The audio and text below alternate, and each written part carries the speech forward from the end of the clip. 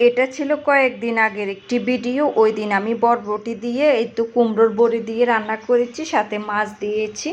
আর এই তো এখানে আলুর শাক রান্না করেছি। আর এই আলুর শাকটা কোন কোন জেলায় পছন্দ করে বলে যাবেন তো কমেন্টের মধ্যে।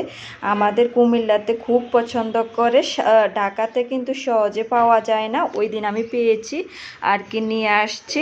হাই এভরিওয়ান, আমি আরও সেতু ব্লগ থেকে সেতু। আসসালামু আলাইকুম, সবাই কেমন আছেন? আলহামদুলিল্লাহ আমরা সবাই অনেক অনেক বেশি ভালো আছি।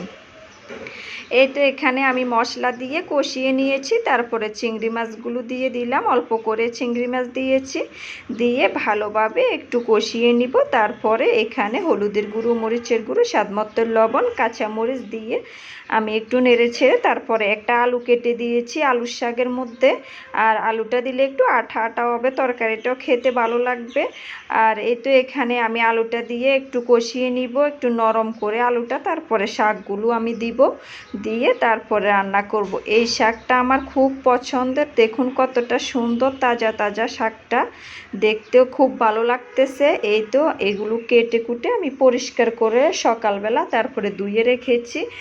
এখন এই তো রান্নাটা করতেছি। আর এই তো এই শাকটা দিয়ে তারপরে আমি একটু ঢেকে দিব, ঢেকে তারপরে বরবটি দিয়ে আলু দিয়ে আমি কুমড়োর বড়ি দিয়ে রান্না করব। আর এই তরকারিটা মেঘার বাবার খুব পছন্দের একটা তরকারি, উনি তেমন একটা সবজি খায় না, তবে বরবটি তরকারিটা খুব পছন্দ। আর এই তো এখানে আমি মশলাটা কষিয়ে তারপরে বরবটি আর একটা আলু কেটে দিয়েছি মোটা করে আলুটা।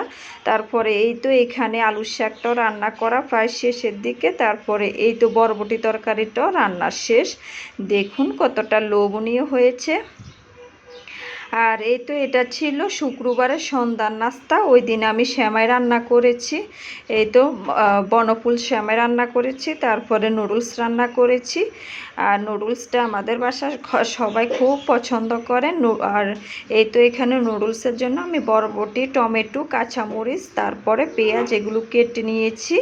এখানে মুরগি কেটে নিয়েছি, মুরগিগুলো আমি এখন ভেজে নিব, ভেজে তারপরে মশলাটা দিয়ে আমি কষিয়ে নিব। এই তো এখানে নুডলসটা সিদ্ধ করে নিয়েছি। আর সেমাই রান্নার ভিডিওটা আমি আর এই তো এখানে অ্যাড করতে মনে ছিল না। এই তো এখানে মশলাটা কষিয়ে, মাংসটা ভেজে মশলাটা কষিয়ে এখন নুডলসটা দিয়ে দিব।